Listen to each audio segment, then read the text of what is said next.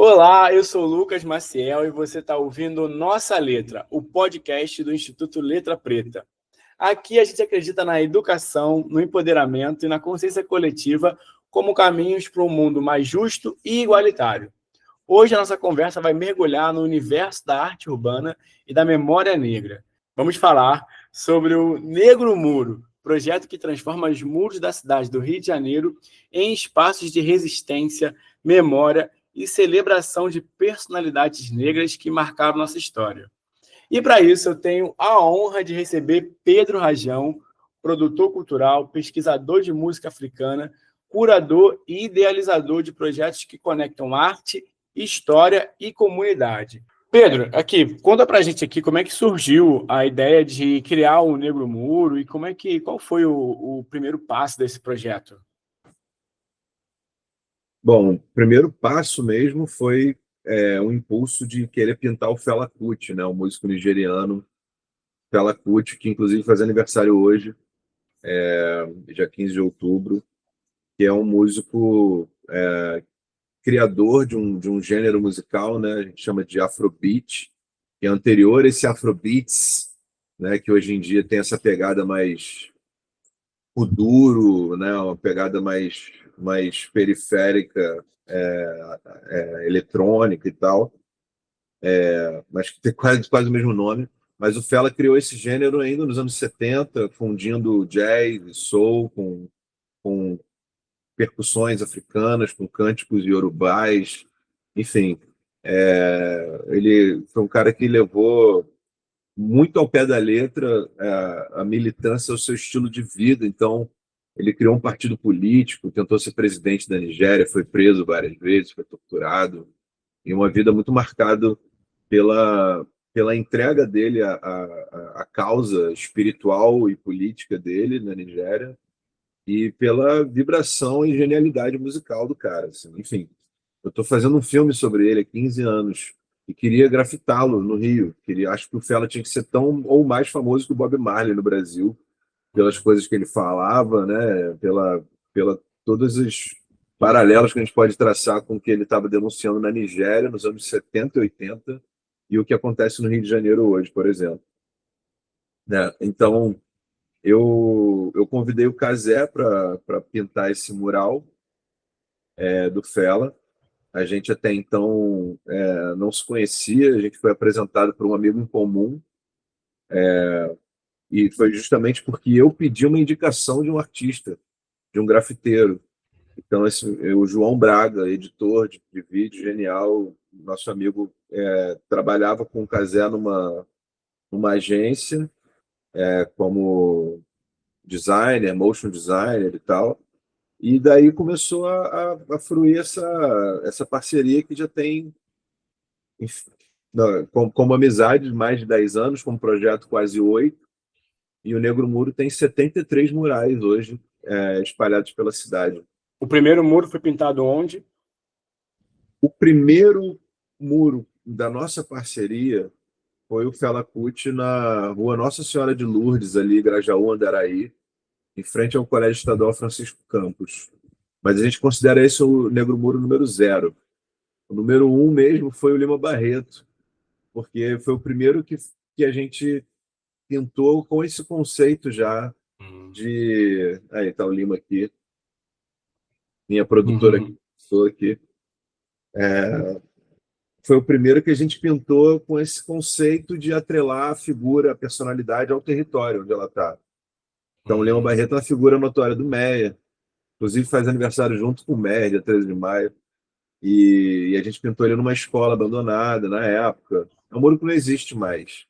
Acho que os 8, 9 primeiros muros já não existem, né, de 2018 para cá. Ou o muro fisicamente não existe, foi derrubado, ou pintaram alguma coisa por cima, ou fizeram uma obra e tiveram que intervir em alguma coisa. Mas surge assim, o projeto começa dessa forma. Assim. E quando é que você, quando o muro surge, quando o conceito surge, você traz essa memória, esse resgate, tanto que você já até pontuou que quando a gente nomes que a gente poderia conhecer mais pela relevância, né? Não só aí vamos botar no mainstream, mas também de realmente impacto cultural, histórico para a gente. Como que você enxerga isso? Como é que você enxerga essa importância de estar trazendo essas personalidades para um espaço público? Cara, eu acho que a importância de uma política de memória pública, né? Assim, se a gente pensar o quanto que existem de referências públicas à nossa memória, né? As figuras que a gente quer exaltar, a maioria está ligada ou à Guerra do Paraguai, são militares brancos, ou à Igreja Católica, ou ao período da ditadura militar. Então, o que tem aí de comandante general, né? E soldado, e almirante, não sei o quê. Então, todos e os bustos, estátuas, em nome de ruas, de pontes, de viadutos, todos são majoritariamente figuras brancas, militares ou da igreja. Uhum. Então, quando a gente coloca uma pintura, hoje em dia a gente está conseguindo fazer muros maiores, né? Como você falou aí da Conceição Evaristo, aquele muro é um escândalo, né? Ele É. é Ele causa um soberano. impacto, acho que é impossível de não ver, assim. A gente está É, ali impactado. E aí, como a gente falou em off, só para poder pontuar quem está ouvindo, a gente está falando do muro que vocês pintaram na Largo São Francisco da Prainha, da Conceição Evaristo, ali são quantos metros de pintura? eu não lembro de cabeça quantos metros são, cara, Para mas mim tem mais de 20 metros, assim. Não tem nem se é pouco ou se é muito falar, mas não, para mim tem uma coisa muito grande, muito tem. impactante. Não, ele tem mais de 20 metros de área de pintura, mas ele já fica acima da Casa Porto, né? Sim. Então, a altura real assim do muro, eu nem sei dizer. Eu acho que aquele prédio tem uns 8 andares. Não, é. É um muro muito grande, né? Mas, enfim, eu dizia que, Uhum. assim, foi importante que a gente estava falando em off, né? Eu não lembrava essa referência aí. O Muro da Conceição Evaristo é um muro muito grande, do Machado de Assis, que a gente pintou na Academia Brasileira de Letras. Uhum. Ele também é enorme. A gente pintou a Ruth do Souza no Teatro Municipal, o Pixinguinha no MIS. A gente pintou um muro na Fiocruz, que é monumental também, assim, em escala.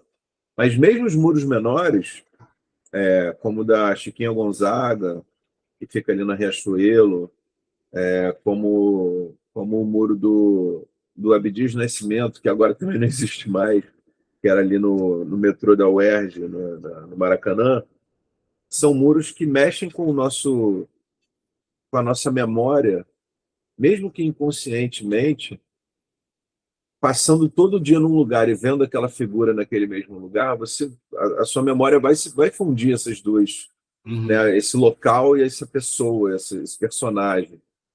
Então, muitas vezes o grafite ou o muralismo, né, ou a arte urbana, eles servem como uma política pública de memória muito mais eficiente do que os meios oficiais de uma placa, de uma estátua, né, de um nome de rua. As pessoas leem cada vez menos, né, infelizmente. Eu acho que tem menos curiosidade de leitura, de querer esmiuçar as coisas. Então, uma pintura, ela é uma arte muito democrática e muito direta por isso, né? Ela está aí para quem quiser e para quem não quiser ver. Ela está na rua, né? Ela depende do teu gosto estético, da tua raça, cor, idade, né? Enfim, gênero. Então, acho que a importância é um pouco essa. Você trouxe aqui, muitas coisas foram pipocando aqui na minha cabeça, né? Eu, como publicitário, a gente trabalha muito esse ponto de reforço na comunicação. Então, todo mundo conhece Coca-Cola, cara, mas todo dia tem campanha deles. Então, é uma marca que não te deixa esquecer. Então, essa repetição, como você mesmo diz, essa passagem, ela vai criar isso. E também para desmitificar de fato, porque são pessoas e nomes que às vezes as pessoas não conhecem, não lembram.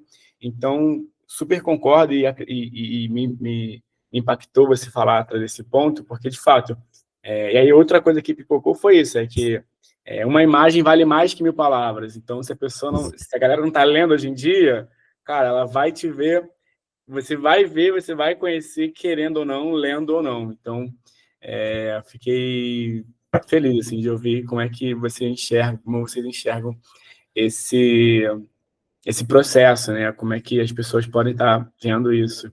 E é, quando vocês escolhem essas personalidades, eu vou querer primeiro fazer daqui a pouco uma pergunta de como vocês escolhem, mas além de como vocês escolhem, minha outra dúvida quando vocês escolhem, pode ter algum processo assim decisivo ali, acontecendo alguma coisa é, na, na, na- no Brasil, na comunidade, para ser aquele nome escolhido, para trazer naquele momento aquela pessoa. Cara, é um pouco mais difícil porque o processo de conseguir pintar o muro é muito longo, né? É muito demorado. Assim, então, para a gente conseguir estar num timing de alguma coisa que está acontecendo, é só quando, por exemplo, quando a gente foi contratado para pintar algum personagem, né? Assim, aí as coisas vão mais rápido, né? Por exemplo, a gente fez 4 trabalhos para Sony Music, né? Então a gente pintou Martinho da Vila, Sandra de Sá, o Djavan e o Lil Nas X, um rapper Uhum. americano. Foram trabalhos comerciais com uma grana injetada, né, pela Sony. Então tudo fica mais fácil, né? De você conseguir Sim. autorização para um muro, de você chegar no proprietário e falar, não, olha, a gente está sendo contratado, é um trabalho comercial sério, pá, não sei o quê. No momento que a gente ainda não tinha um portfólio, né, para apresentar, assim. Hoje em dia a gente já é um pouco mais reconhecido na cidade, as pessoas já têm um entendimento de menos preconceituoso com arte de rua. Acho que tem uma aceitação social um pouco maior hoje em dia, né? Mas eu perdi o fio da meada, cara. Não, e aí o ponto, não, a primeira pergunta era quando, então, por exemplo, houve alguma situação Sim. política que, cara, a gente tem que trazer tal nome porque ele é uma É, resposta a isso. eu acho que o exemplo mais direto disso foi a própria Marielle, que a gente pintou no dia seguinte ao assassinato dela. Pintou no Então, dia 15 de março. Foi uma resposta, né? Foi assim, um impulso muito mais do Cazé do que meu até. Eu estava indo em choque. Eu fui lá no velório dela, na Câmara, e o Cazé já estava pintando, assim. E ele pintou do lado do Bar do Peixe, que é um bar que ela frequentava muito, né? Quando trabalhava na Câmara, ia muito ali. E é um dos primeiros muros do Negro Moro. Tá? Deve ser o número 6, 5. Então, acho que esse foi um muro que, ainda muito pequeno, né? Ainda era outro processo. Agora, você imagina pintar uma Conceição Evaristo, o tempo que a gente ficou para as autorizações, alugar andaime, conseguir aquilo tudo de tinta, né?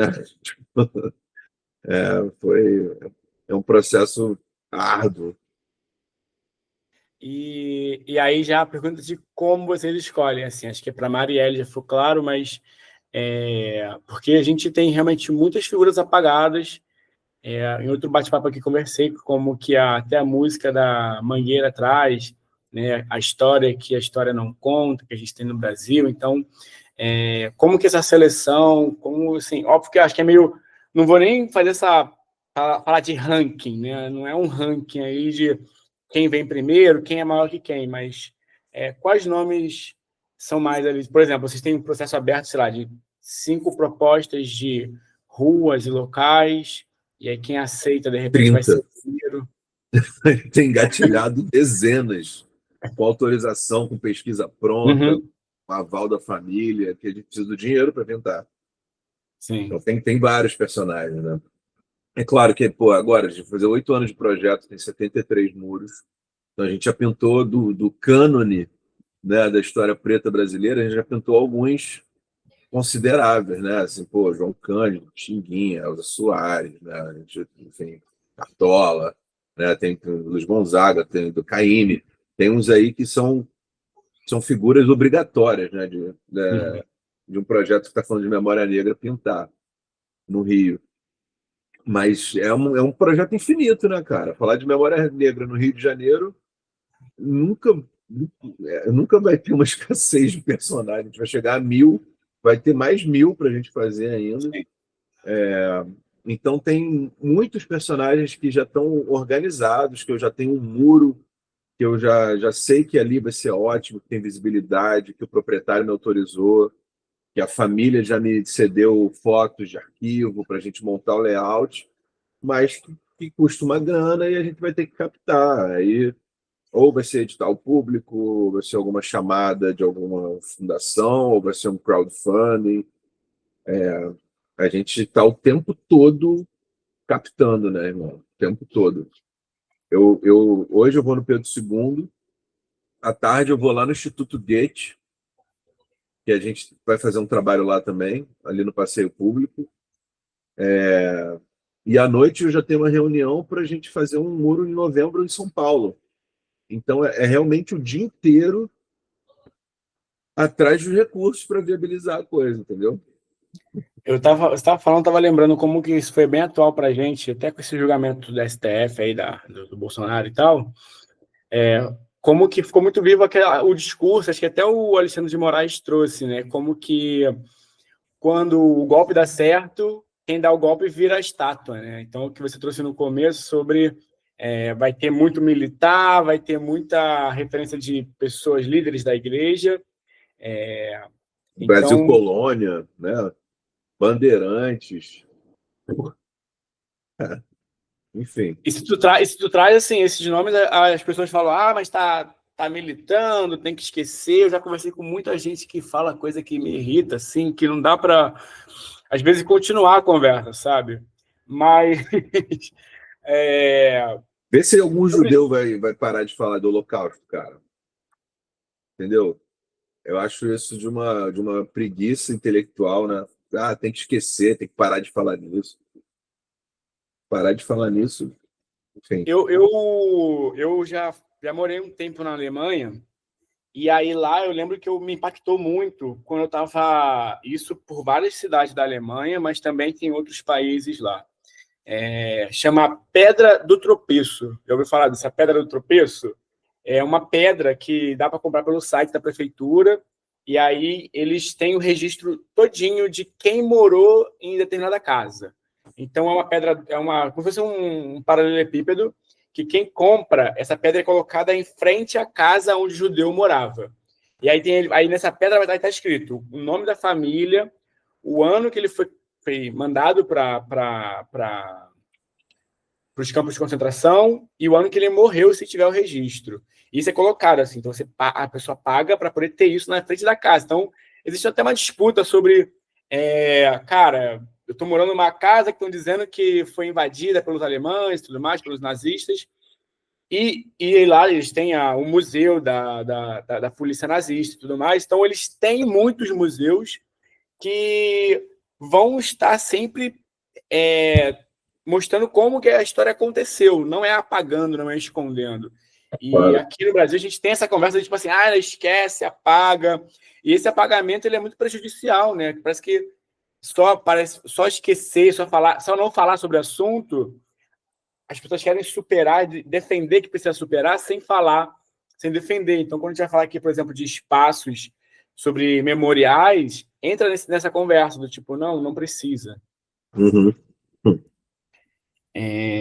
Mas acho que o grande ponto aqui que eu queria também trazer para você era sobre quando você vai falar aqui sobre esse trabalho em espaços públicos, né, e com alguns patrimônios aí históricos, quais são os obstáculos que vocês mais enfrentam, os desafios? Cara, os obstáculos eu acho que é mais o corpo burocrático mesmo da coisa, né? Assim, as autorizações que a gente precisa buscar com o IFAM, com o INEPAC, né? O INEPAC é do Estado e o IRPH da Prefeitura. Eu acho que é mais nesse sentido, assim, porque, por exemplo, quando a gente pintou o Teatro Municipal, eles autorizaram, a única ressalva que eles fizeram foi, claro, né, primeiro, de fisicamente não danificar o muro, que é óbvio, mas o único pedido foi de respeitar a paleta de cores do municipal, que tem umas telhas verde escura e uns detalhes dourados. Então a gente realmente fez isso, assim, tem um fundo da Ruth de Souza, o fundo é todo verde escuro, que Se existe coincidência ou não, não sei, mas era a cor preferida dela. E foi relato da sobrinha, da Léa Garcia, da neta. Tipo, então a gente confirmou de fato que era. E assim, e a responsabilidade de você estar pintando um patrimônio histórico tombado, né?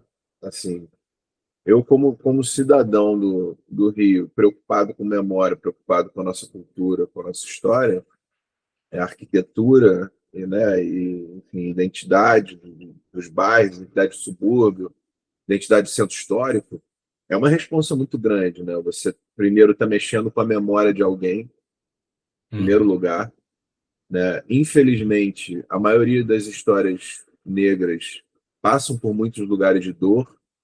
Então, ao remexer nesses baús dessas famílias, né, nessas biografias, a gente remexe enfim, coisas muito delicadas, né?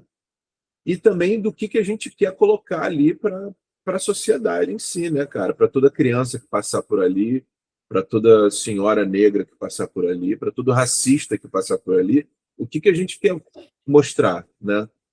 Então não é só colocar a história da superação da condição de escravizado, da superação de uma situação de escassez, mas que venceu na vida.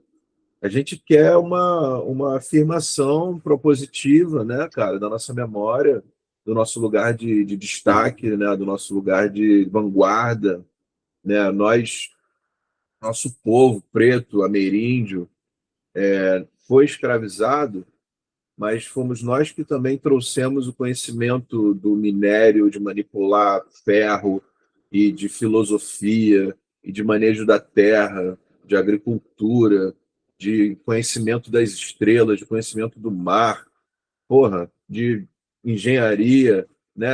Eu vou hoje lá no cais André Rebouças, né? O cais do Valongo, a antiga Imperatriz, agora é a cais André Rebouças, né, cara? O André Rebouças é um engenheiro negro que, que pô, eu acho muito pouco lembrado, que foi um grande abolicionista, né, e que teve um trabalho premiado em Paris, que ele apresentou lá na Convenção de Paris, acho que em 1897, que ele apresentou um estudo de organização da Terra e de como você conseguiria, de alguma forma, democratizar o acesso à população preta recém-libertada, ao invés do que foi feito, né? Que foi justamente isolar cada vez mais essa população preta, jogar para cima do morro, né? Jogar para as periferias mais distantes.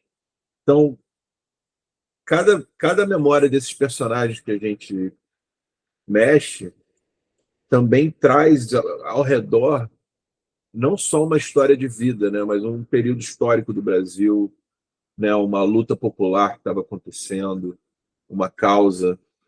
Enfim, um exemplo, a Zezé Mota. A gente pintou a Zezé Mota dentro do Mucabe, que é o único museu de história preta no Rio de Janeiro, né? Enfim, e que bom que ele existe, né? A Zezé, como atriz, ela interpretou tanto a Chica da Silva quanto a Dandara, né?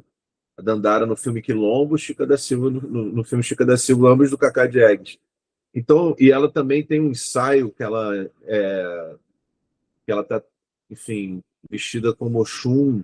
Então, o muro dela traz Dandara, traz Chica da Silva, traz Oxum, numa só personagem, né? Só a Zezé traz a história de várias outras mulheres, de momentos históricos, de lugares geográficos distintos do Brasil.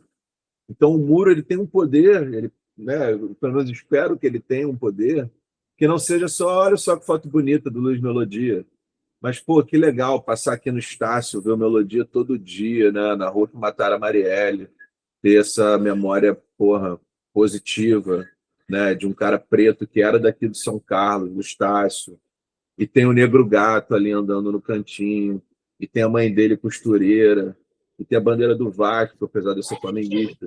Enfim, a gente tenta trazer vários símbolos para contar uma Sim. história mesmo, né?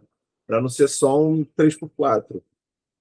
Cara, e você falando do Mocabe, realmente quando eu vou no Mocabe eu me sinto num lugar muito energizado, assim, para mim é muita potência ali. Eu levo pro meu filho, tem até uma foto que eu gosto muito dele olhando para o busto ali do zumbi. Eu gosto muito, assim, então, por exemplo, acho que nunca vi, aí, não sei se é menor importância não, mas, tipo, tem aquela paredona de Adinkrais ali, então acho muito bacana, porque, cara, são símbolos, e essa parede que você falou, eu quando voltar lá agora eu vou olhar com mais atenção ainda, porque quando você traz esse aprofundamento, fica muito mais rico.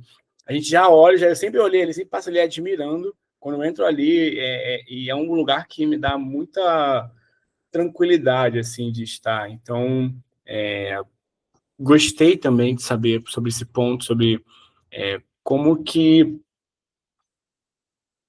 tem todo esse estudo e aprofundamento e pessoas que vão simbolizar diversos momentos. Tá, eu vou agora. Eu tô aqui só pensando nisso, que eu quero voltar lá agora amanhã. E Tem mais dois eu, muros nossos lá, né? São 3 muros no Mucabe. porque eu sei que lá atrás tem uma paredona com diversas personalidades, e aí tem também para frente. De um lado, do lado esquerdo é Zezé, do outro lado um muro representando a revolta dos Malês. Então tem o Antônio Pitanga e tem uma representação da Luísa Maim. Então eles são os dois laterais. E ao fundo, lá perto da cozinha, tem o da tia Lúcia, que era uma rezadeira, benzedeira, artista, artesã, dali da Pequena África, da Gamboa, da Saúde. E a gente pintou exatamente embaixo, na parede do primeiro ateliê dela. Ali, no Mucabe, foi o primeiro ateliê da tia Lúcia. Então é um dos muros mais próximos desse conceito nosso de personagem território, né? A gente pintou na própria parede do lugar onde a pessoa trabalhava, criava, né? Como foi a casa de João Cândido, né? Lá em São João de Meriti, pintou a casa dele, e a casa do Candeia em Oswaldo Cruz. Eu acho que foram os lugares. Chiquinha Gonzaga, a gente pintou do lado, Clementina de Jesus do lado, mas o próprio imóvel da casa da pessoa tem essas histórias aí. Então, eu sou aqui de Beto Ribeiro, né? Então, quando eu passo ali por Oswaldo Cruz, eu vejo alguns muros também.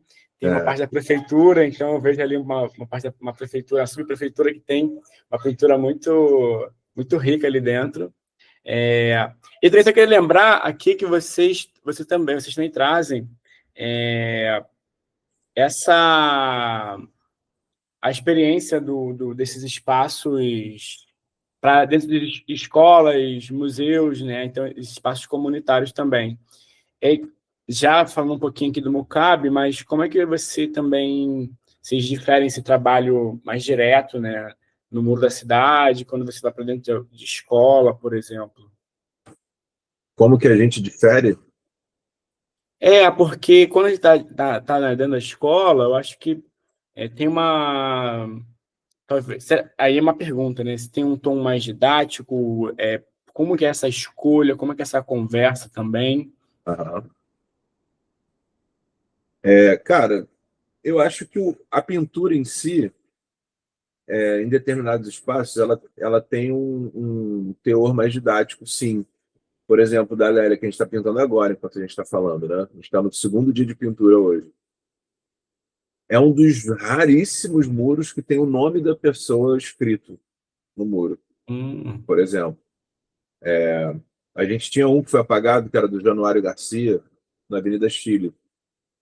E ele não estava super explícito, mas atrás da fotografia dele tinha umas palavras soltas e tinha lá Januário. Aí dá para você supor que era o nome dele. No Pinel, ali na Urca, a gente pintou o Dr. Juliano Moreira. E aí em cima dele está escrito Juliano Moreira. Porque é isso, porque é um Pinel, né, que era um francês branco.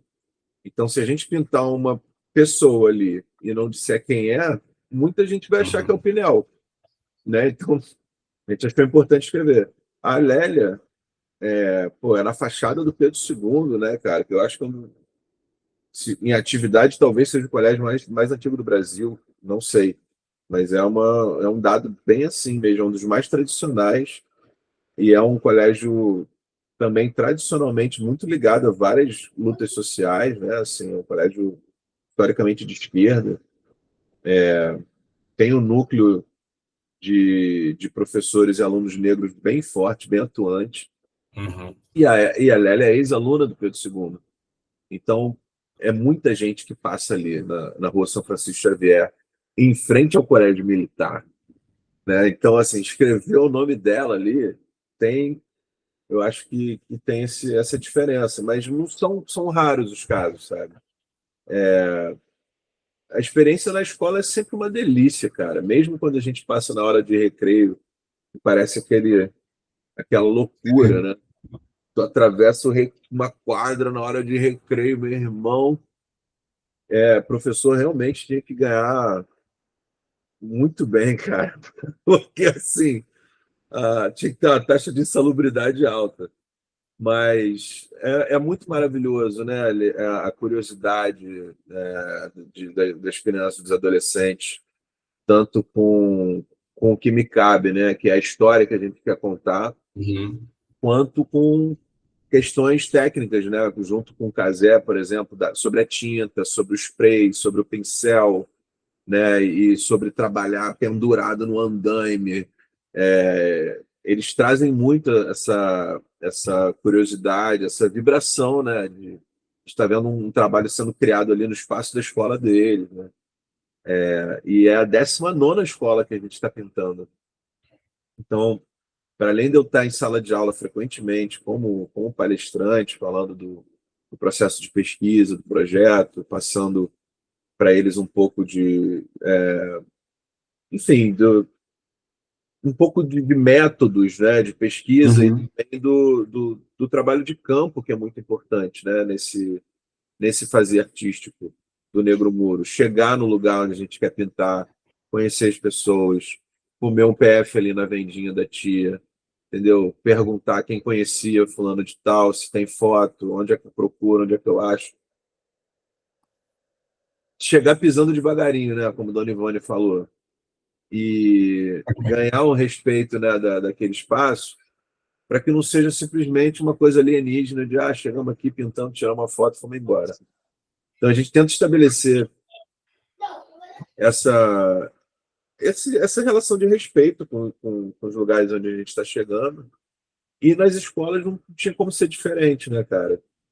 Então eu sempre vou em sala de aula para falar, para além do. Eu estou falando não só das escolas onde a gente pintou, né? Eu tô frequentemente em escolas pelo Rio, assim, falando sobre o Negro Muro, mas na que a gente está efetivamente pintando também, né? Por que a gente está pintando Lélia Gonzalez aqui, né?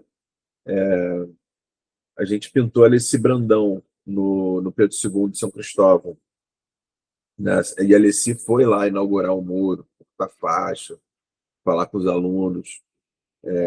Então, ir lá em sala de aula e falar um pouco da Alessi, do porquê de tantos personagens, eu acho que sim, acho que muda um pouco estar em espaços de educação e estar no muro da estação de trem de Oswaldo Cruz, né? Você falou sobre essa parte, realmente, eu com meu filho, e tiver mais dois, três primos dele, já começa a ficar meio doido. Então, um professor com 40, 30 alunos, eu já começo a pensar, Impensável. cara, como que faz isso, sei lá, 8 horas, 6 horas por dia? Nossa, Mas sempre que traz nessa pira, é, eu queria saber se você tem a noção, ou tem esse feedback aí das pessoas para você. Então, tipo, eu já estou dando aqui minha opinião o tempo todo, falando como é que eu estou feliz e sou impactado pelas suas obras de arte. Mas, além de mim, assim, você também recebe outras opiniões, já recebeu opinião negativa também, não que a gente tenha que considerar, mas já, assim, já ouviu coisas diferentes, por exemplo? já. Não, pô, que bom que a gente recebeu críticas também, né? Assim, cara, a maioria dos retornos é positivo, é emocionado, sabe? É de agradecimento. É muito gratificante, né? Porque é um trabalho muito É um trabalho que dá, enfim, que me custa alguns cabelos brancos, apesar deles não estarem tão evidentes, mas é muito exaustivo, né? São vários processos, né? De pré-produção, de captar recurso, de autorizações de papelada, e aí depois as autorizações de engenharia para trabalhar em altura, né? Enfim, tem falar com subprefeitura para fechar a rua porque vai vir um caminhão para descer para a plataforma que, né? É muita coisa invisível nesse processo, né? Depois você vê o muro pronto. Sim. Então, a maioria dos relatos são relatos felizes e emocionados, assim. Mas a gente já ouviu críticas também. E eu gosto muito de contar a história de uma crítica que foi da Sueli Carneiro, Olha. né, filósofa maravilhosa, importantíssima, né, de São Paulo.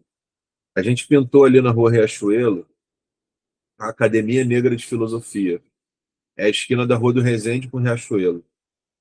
Porque a 110 metros dali tem a Academia Brasileira de Filosofia, que é um prédio histórico, que era a casa do General Osório. E depois, nos anos 70, foi Museu do Exército.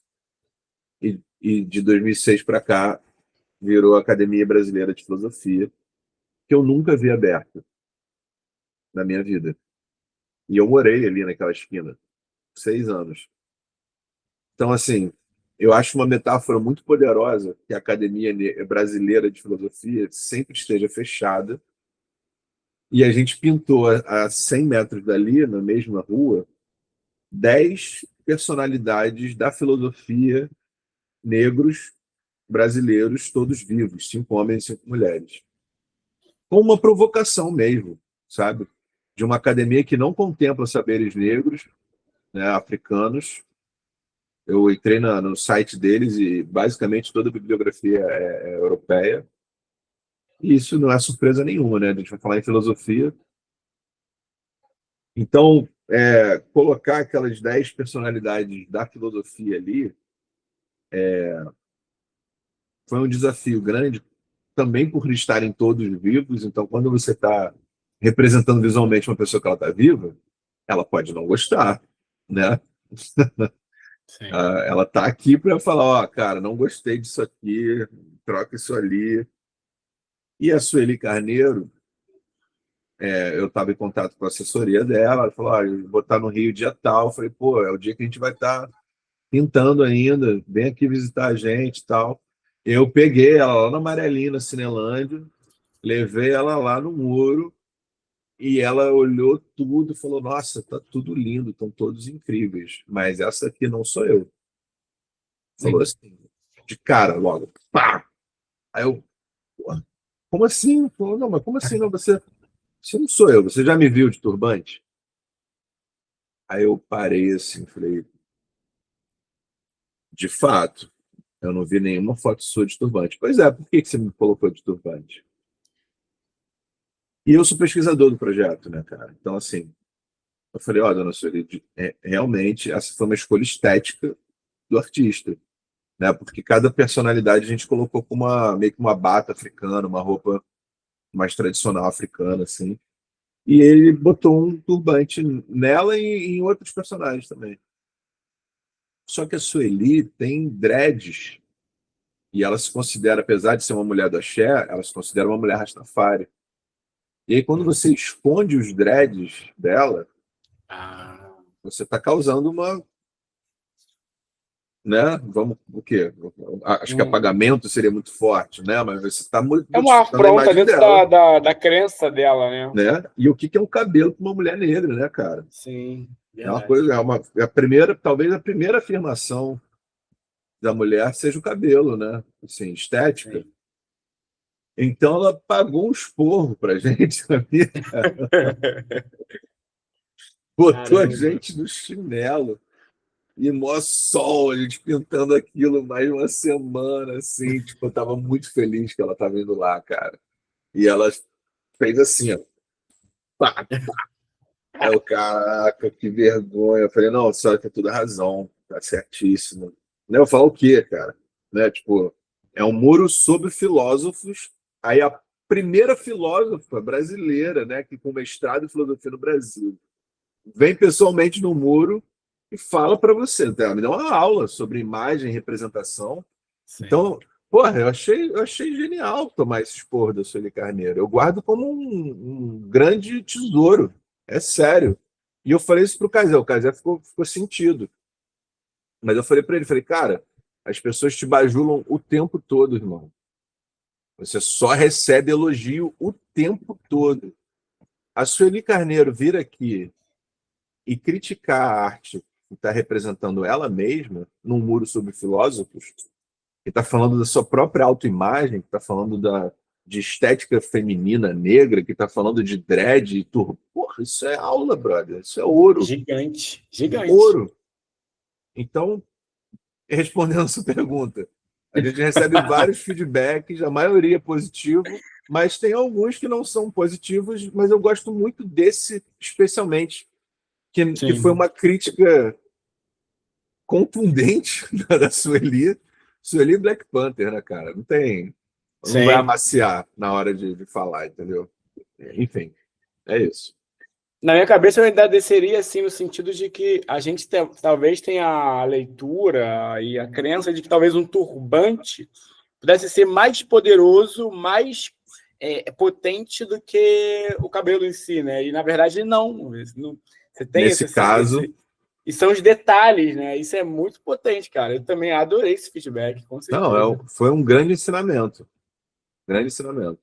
E para mim também como publicitário, assim, lado capitalista da coisa, mas assim, a gente trabalha muito também com esse olhar, com o que a gente enxerga, o que ninguém está vendo. E é isso, cara, não foi visto, o cabelo dela era maior do que o turbante, que poderia, em algumas leituras, ter ali É. um. Não, e a pergunta dela foi justa. Assim, você já viu alguma foto minha de turbante? Eu falo assim, pô, já, tá aqui, ó. A gente se baseou nessa foto. Eu não tinha isso. Né? Então, foi realmente uma escolha, né? Foi uma decisão estética, no caso do Casé.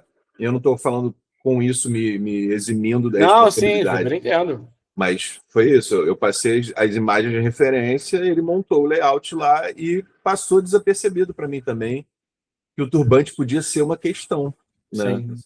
Assim, podia ser uma questão até de afronta, né? E foi zero a intenção, mas um grande ensinamento, eu achei. Achei riquíssimo, riquíssimo. Mas vamos lá, indo para o final aqui, senão a gente vai ficar aqui a tarde inteira e você ainda tem que pintar mais muro hoje. Vamos lá, para o finalzinho aqui. Quer deixar uma mensagem? Para quem acompanha vocês, quer falar sobre o projeto, quer dar vamos soltar aqui a hashtag também, o arroba, e dar aqui um input para a galera para poder a gente amplificar tudo isso. Pô, claro, cara. Primeiro, agradecer o convite. A gente, enfim, eu ainda não me cai a ficha assim de saber, sabe, de tanta gente que está interessada no nosso trabalho e que admira o que a gente faz. Então, muito obrigado pelo convite, cara. Bom, quem quiser acompanhar mais o Negro Muro, o site é negromuro.com.br. Tem uma novidade que são os nossos circuitos guiados, que a gente faz passeios por vários circuitos no Rio. Então, tem Lapa 1 e 2, tem Zona Sul, Centro, tem Pequena África, tem Grande Mer, Grande Tijuca, Leopoldina e Baixada. Então, a gente pode contratar o nosso circuito com nós como guias. E a gente também tem um formato de circuito com corrida ou bicicleta. A gente fez a primeira edição com o Pedro Paulo, não sei se tu viu. Pedro Paulo, para quem não conhece, o corredor PP, eu acho o arroba dele. Treinador PP. Ele é uma figura ali de Maria da Graça, né, Grande Meia, que corre longos quilômetros de uma forma muito, muito original. O jargão dele é tá maluco, correr é bom demais, né? E ele fez com a gente. A gente fez um circuito junto com ele de visitação. Então, quem quiser contratar, está com a gente. Dá para contratar pelo site, a comunicação também pelo Instagram, pelo e-mail. A gente tem uma série na Globoplay de 5 episódios, uma série documental que eu fiz a maioria das entrevistas. Então, quem quiser assistir, foi com coprodução da GNT, foi ao ar em 2023, mas está lá na Globoplay. Um episódio sobre Alcione, outro de Ruth, outro de Lélia, outro de Beatriz Nascimento, outro de Zezé Mota. E agora, no final do ano, a gente vai lançar um livro de colorir, né? Um Bob Good do Negro Muro, Maneiro. pensado Muito através bom, da muito bom. Flup, em parceria com a editora Malê. Então, acho que essas são as novidades do projeto. Incrível. Cara, achei genial, genial. É comunicar com a atualidade mesmo. E a criançada, né, mano?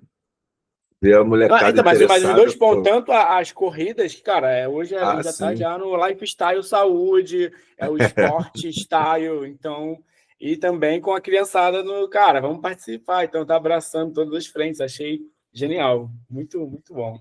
Valeu, meu irmão. Obrigado. Então, Pedro, muito obrigado, foi incrível. A gente vai continuar se falando. Quando eu for no Mocap, vou te mandar minha foto lá de novo, que eu já tenho foto lá, mas vou mandar agora foto especialmente no local que você já defendeu aqui. Então, é isso, gente. Foi mais um episódio. Muito obrigado, Pedro. Muito obrigado, pessoal. E até o próximo episódio.